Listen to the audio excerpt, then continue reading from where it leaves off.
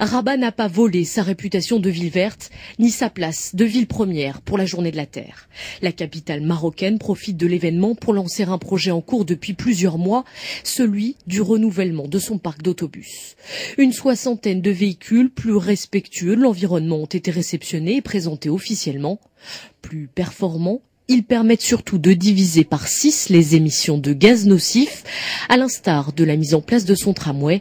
Rabat se pose donc, encore une fois, en exemple en matière de transport. Et l'objectif aujourd'hui est d'avoir des autobus qui soient d'abord neufs, dotés de caméras de surveillance, dotés de grandes facilités pour les passagers, y compris les personnes à mobilité réduite.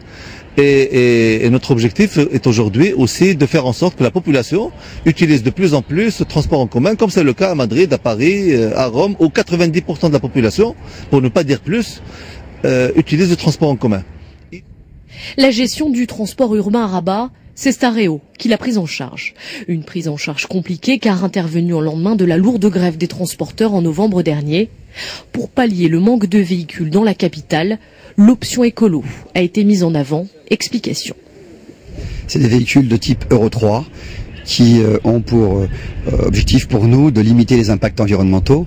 Euro 3, ça veut dire quoi? C'est une motorisation qui va nous permettre de limiter les émissions de monoxyde et dioxyde de carbone dans l'environnement. Mais au-delà de l'utilisation de véhicules type Euro 3, nous avons volontairement bridé tous les moteurs de ces véhicules à 60 km/h pour également limiter l'impact environnemental.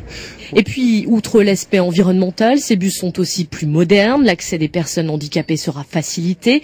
Climatisés ou chauffés, ils seront aussi plus confortables.